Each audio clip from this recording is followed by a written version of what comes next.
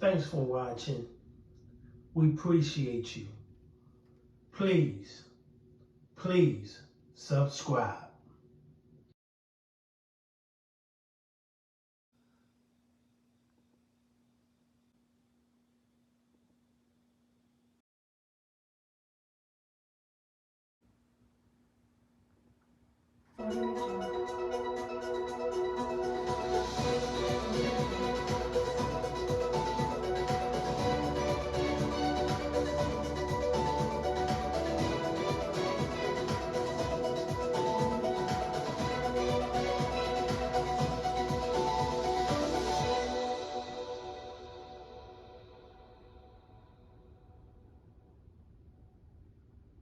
Have a teen in your life, you know it's an exciting time of new experiences and incredible growth. But it's also a time when teens are learning the rules of safe relationships, and that learning curve, it can be steep. In fact, an entire month is dedicated to awareness about teen dating violence. It's an important topic. Susan Kidder is CEO of Safe Connections, and she joins us for our ongoing conversation about healthy relationships. Thank you so much for being here, Susan. Thank you. Always great to have you. What kind of violence are we talking about when we talk about teen dating violence? How common is it? Well, teen dating violence is an ongoing pattern in a relationship where one partner exerts power and control over the other. And this can take many forms. Physical control, psychological, emotional, financial, sexual, and technological abuse. And the interesting thing about this is so many people don't even know it's a thing. Absolutely. Right? Well, studies show, this is really concerning, studies show that 81% of parents and or caregivers don't talk with their kids about healthy relationships, or don't even know that teen dating violence exists. Wow. So where are our kids learning about healthy relationships? Right. Where are they? I mean, I guess TV, movies, exactly, rap songs, lyrics, the internet, misinformed peers.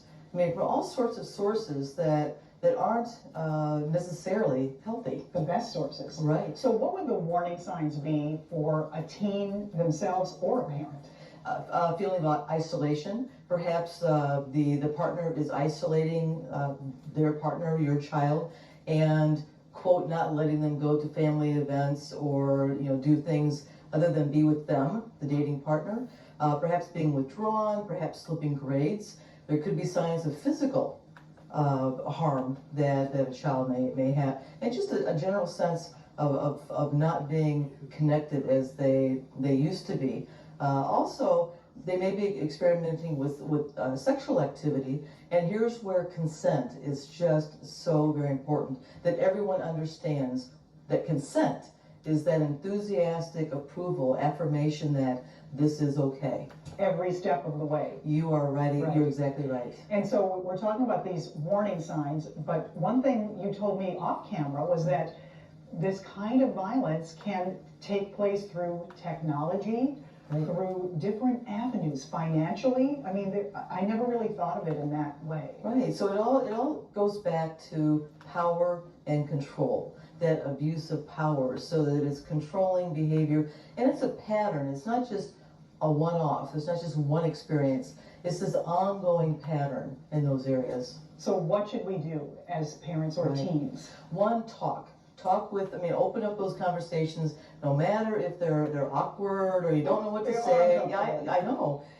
Just being there for your child, making sure they know that you are there to support them. And if your child is a survivor of teen dating violence, to believe them when they share that with you.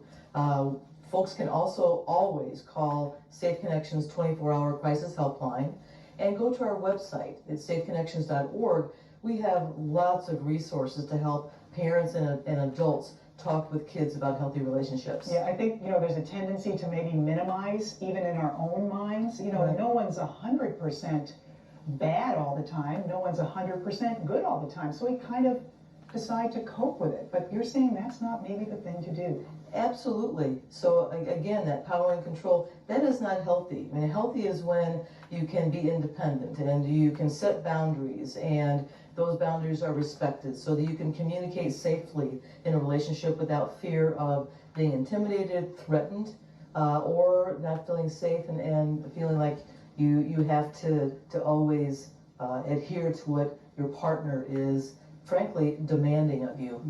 Safe Connections is such a great resource. Thank you so much for being here. Safe Thank you. Thank you.